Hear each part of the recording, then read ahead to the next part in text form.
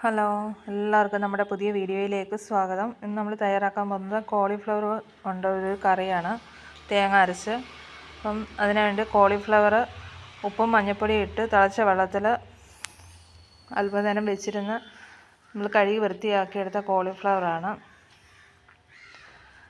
പിന്നെ എടുത്തേക്കുന്നത് ഉരുളക്കിഴങ്ങ്, ഒരു 3 ഉരുളക്കിഴങ്ങ് എടുത്തിട്ടുണ്ട് ചെറുത്, 3 സവാള, 2 തക്കാളി, 2-3 പച്ചമുളക്, അല്പം ഇഞ്ചി, വെളുത്തുള്ളിയാണ് എടുത്തേക്കുന്നത്.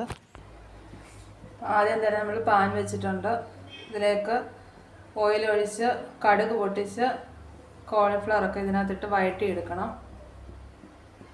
ഇത് നമുക്ക് ചോറിനും ചപ്പാത്തിക്കും നല്ലൊരു കറിയാണ്. ഇതിലേക്ക് ആവശ്യത്തിന് ഓയിൽ ഒഴിച്ച് കൊടുക്കാം.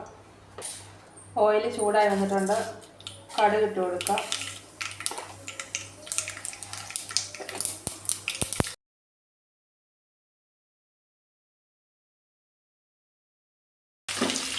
ഇതിലേക്ക് നമ്മുടെ കിഴങ്ങ്, സവാള, പച്ചമുളക്, ഇഞ്ചി, വെളുത്തുള്ളി, കറിവേപ്പില ഇത്രയും ഇട്ട് കൊടുത്തിട്ടുണ്ട്. ഇത് നല്ലോണം വഴറ്റി കൊടുക്കാം. അതിന് ശേഷം നമുക്ക് തക്കാളിയൊക്കെ ചേർത്ത് കൊടുക്കാം. ഇനി ഇതിലേക്ക് തക്കാളി, നമ്മുടെ കോളിഫ്ലവർ എല്ലാം ഇട്ട് കൊടുത്ത് നല്ലോണം വഴറ്റിയെടുക്കാം.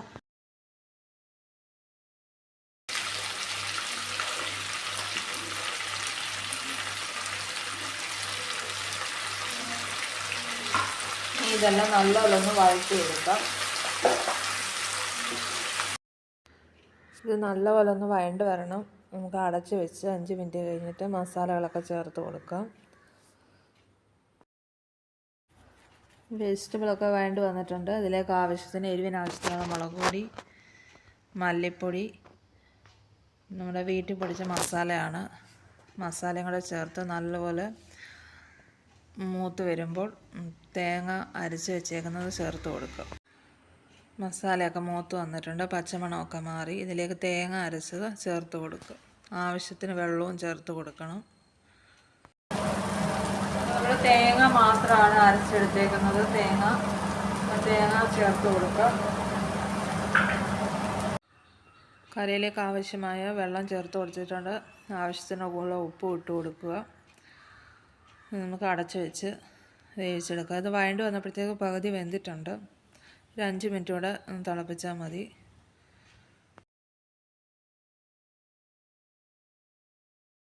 നമ്മുടെ കറിയൊക്കെ ഇവിടെ റെഡി ആയിട്ടുണ്ട്. നമ്മൾ ഉപ്പൊക്കെ നോക്കാം.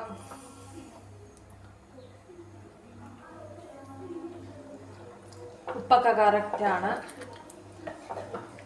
നമ്മുടെ അടിപൊളി കറി ഇവിടെ റെഡി ആയിട്ടുണ്ട്. നമുക്ക് ചപ്പാത്തിക്കും ചോറിനും ഒക്കെ എളുപ്പത്തിൽ തയ്യാറാക്കാൻ പറ്റുന്ന ഒരു കോളിഫ്ലവർ കറിയാണ്.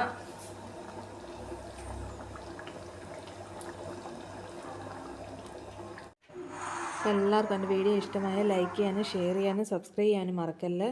അപ്പം മറ്റൊരു വീഡിയോയുമായി അടുത്ത ദിവസം കാണാം.